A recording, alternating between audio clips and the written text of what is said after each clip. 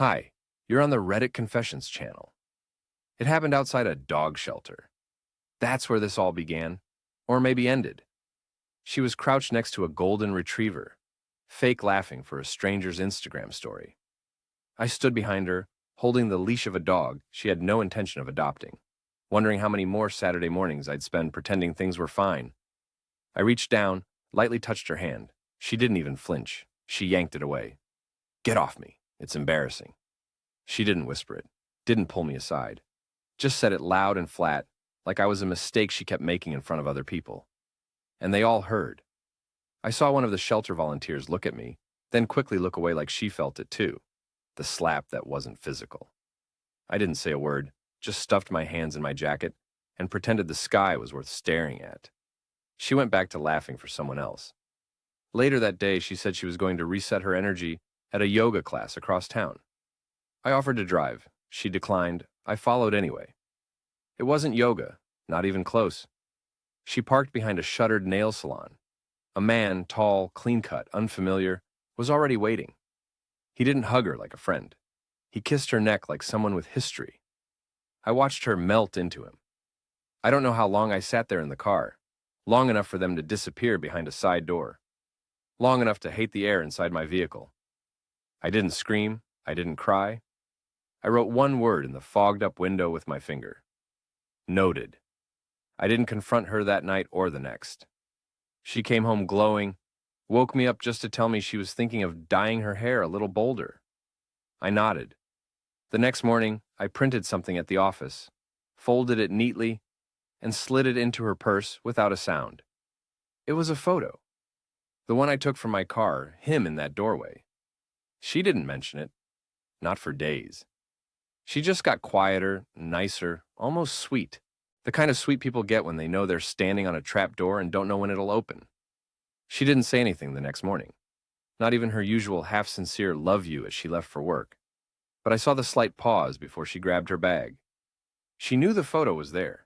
She'd seen it. She just hadn't figured out how to spin it yet.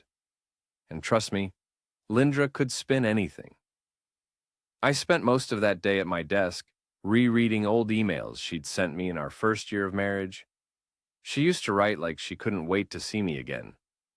Now I was the one waiting for answers, for apologies, for a single sign that she still meant any of it. But I knew better. The woman in those emails didn't exist anymore. Maybe she never did. By Thursday, she tried acting normal. You want me to pick up dinner? She asked like nothing was wrong. I nodded. She brought back Thai food, my favorite. And I swear for a second I almost fell for it.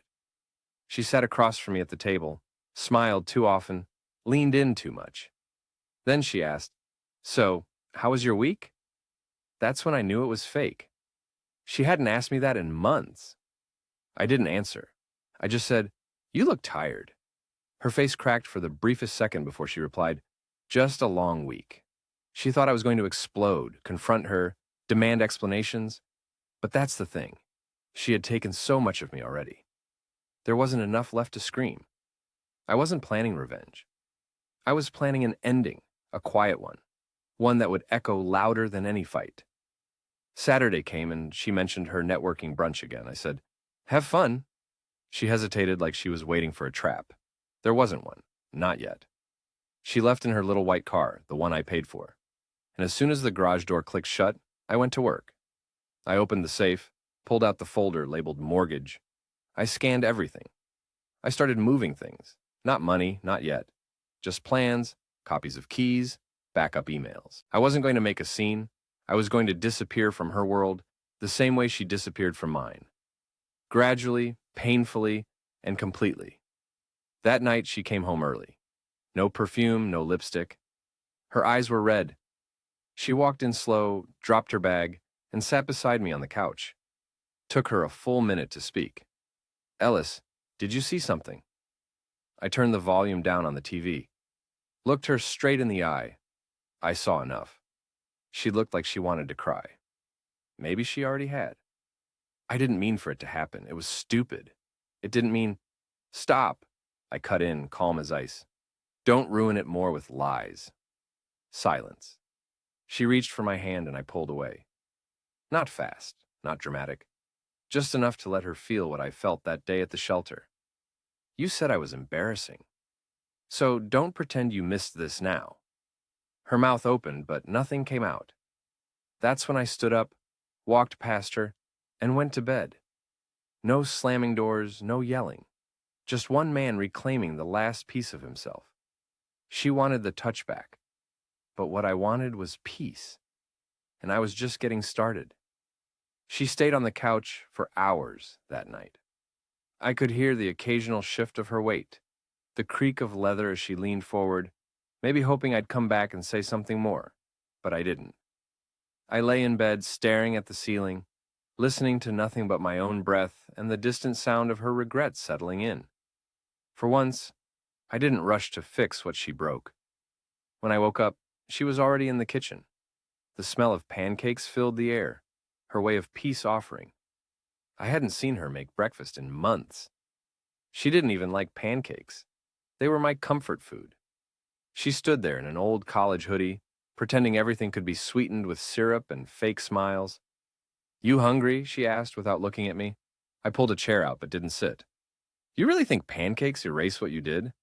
She froze, spatula hovering midair. I'm trying, Ellis." "No," I said.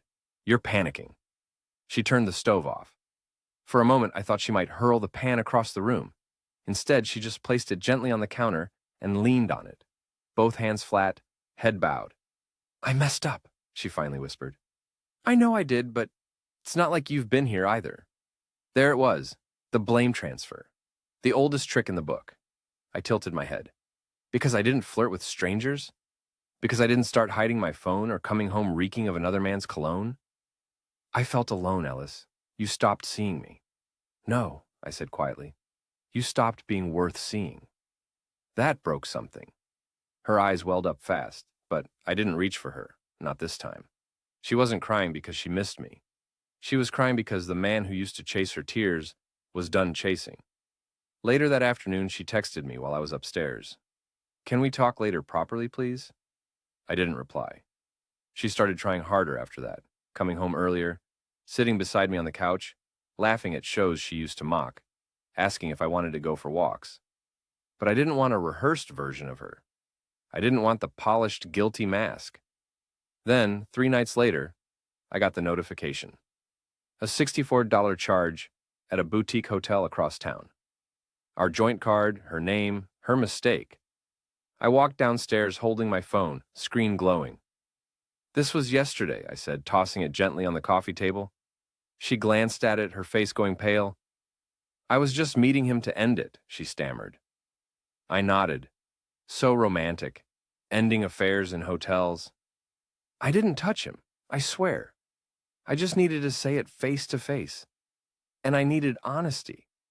You remember what that looked like?" She folded into herself, arms across her chest. "I don't know how to fix this." "That's the first true thing you've said." And with that, I grabbed my keys, left the house, didn't say where I was going. I just drove. And for the first time in a long time, I didn't feel like a ghost in my own life. I let her sit there in the silence she created because now it was hers to carry. 2 days passed. She didn't bring it up. Not the hotel, not the charge, not the photo, not a word. It was like she hoped silence could cover up her guilt, like makeup covers a bruise. But I wasn't the same Ellis anymore. I had stopped playing the fool the second I saw her lie to my face, with her hands still smelling like another man's cologne. The strange part, I didn't even feel angry anymore. Not the red-hot rage you'd expect. I felt something worse. That heavy, aching indifference is what happens when you love someone so much for so long that when they betray you, your heartbreak gets tired before your voice does. I was done yelling, done pleading. All that was left in me was clarity.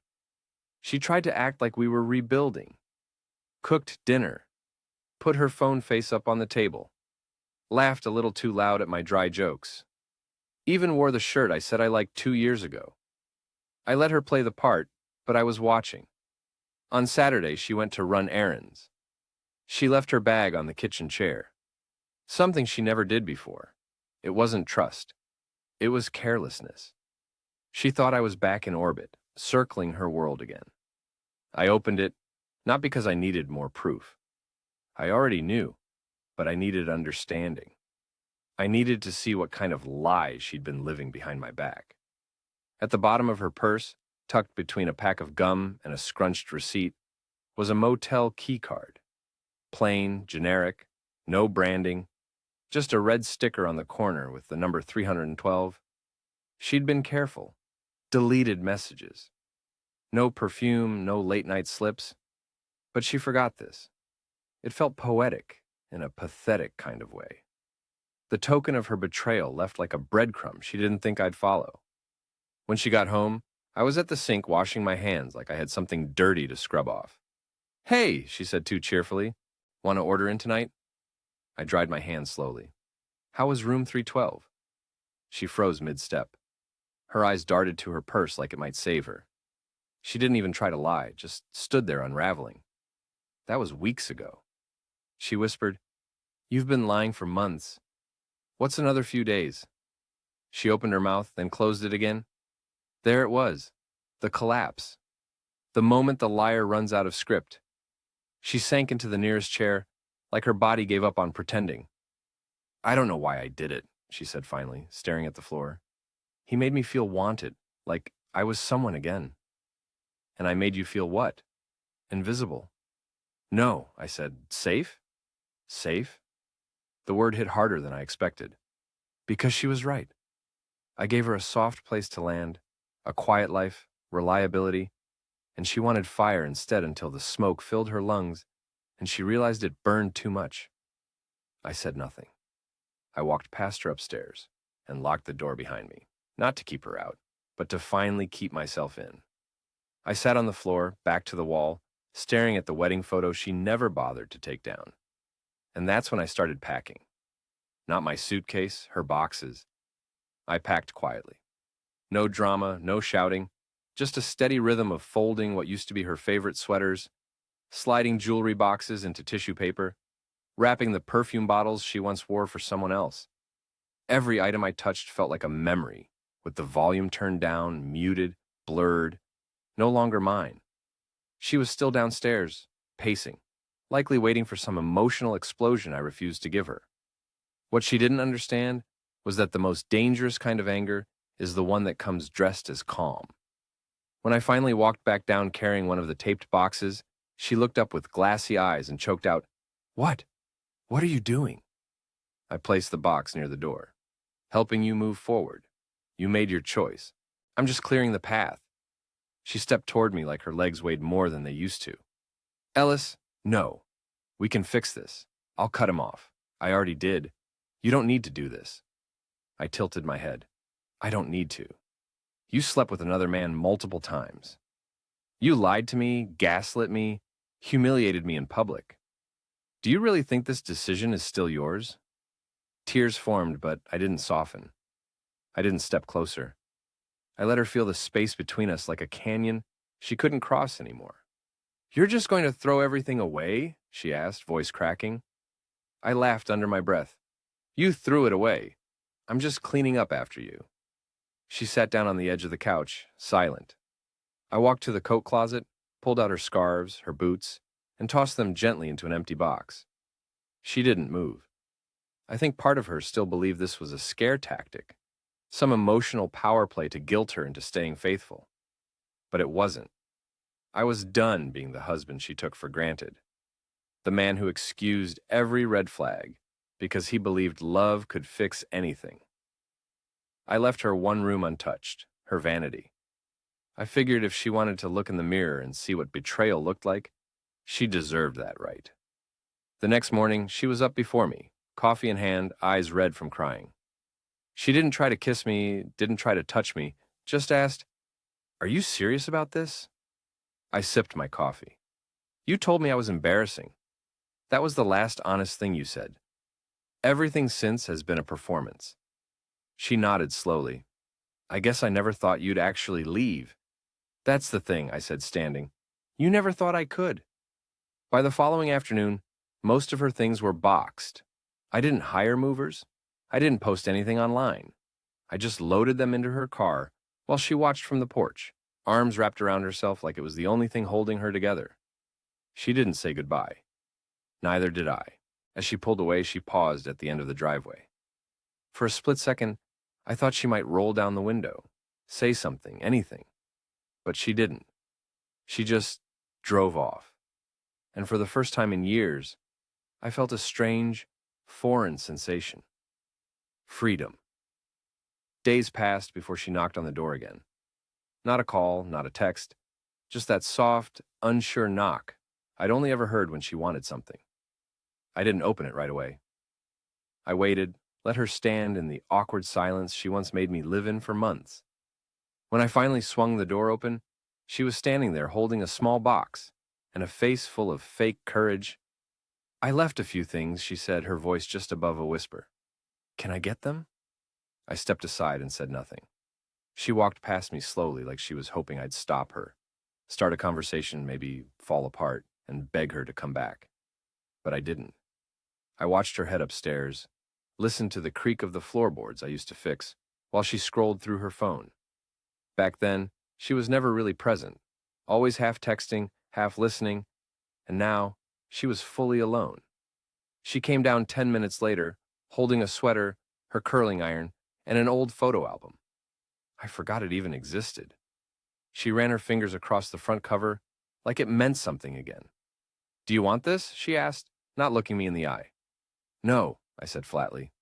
She nodded like she expected that, but it still stung.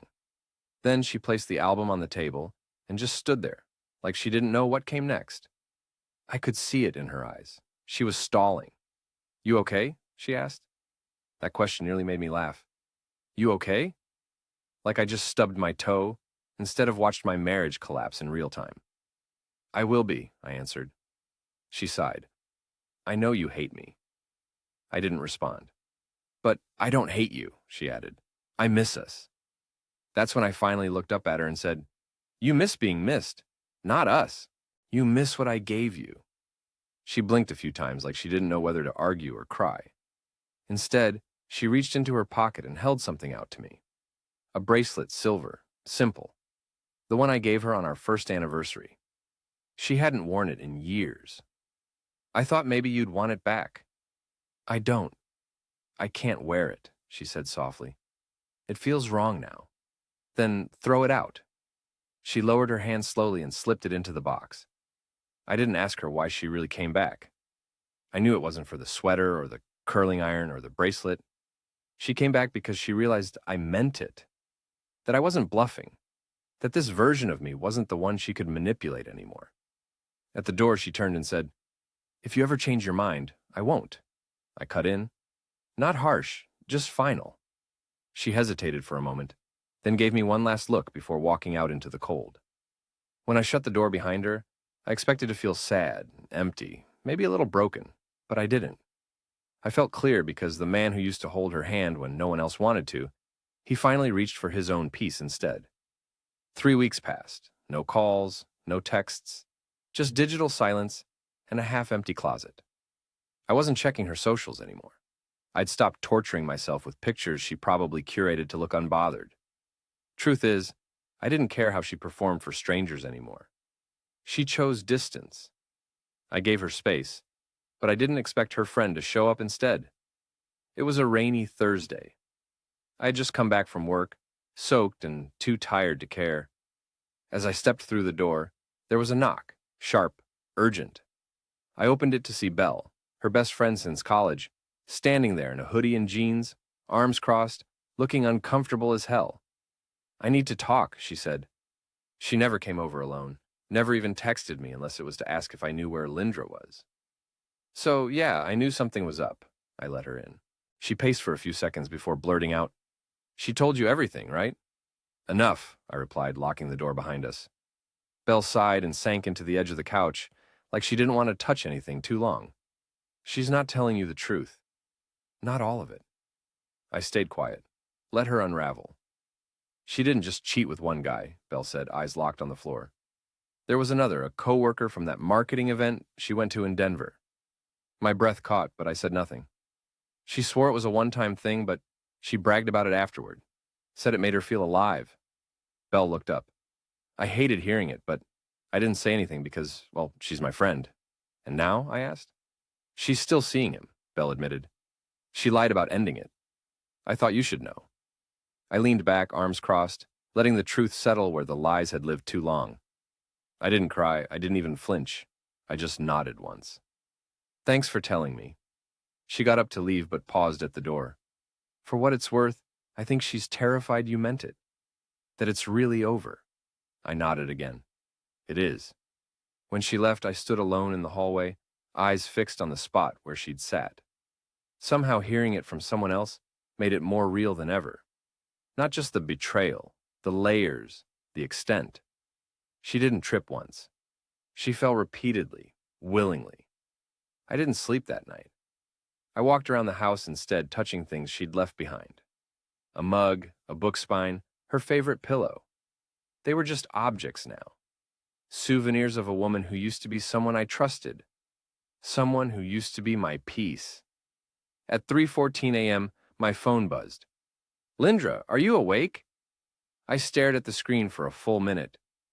Then I blocked the number, and just like that, the door finally closed. I woke up the next morning to a house full of light. Felt strange. Not because the sun hadn't risen like that before, but because I noticed it. I actually felt it. For the first time in months, maybe years. The warmth didn't feel artificial. No tension in the air, no fake smiles, no walking on emotional glass. Just sunlight and silence that didn't hurt. Her things were gone. Her toothbrush, her slippers, even that old scarf she used to forget she owned until it snowed. The space she left behind should have felt cold, but it didn't. Felt like I could finally breathe in my own house. That weekend, I went to the farmer's market alone. It was something she used to complain about. Too many people, too slow, too boring. But I loved it.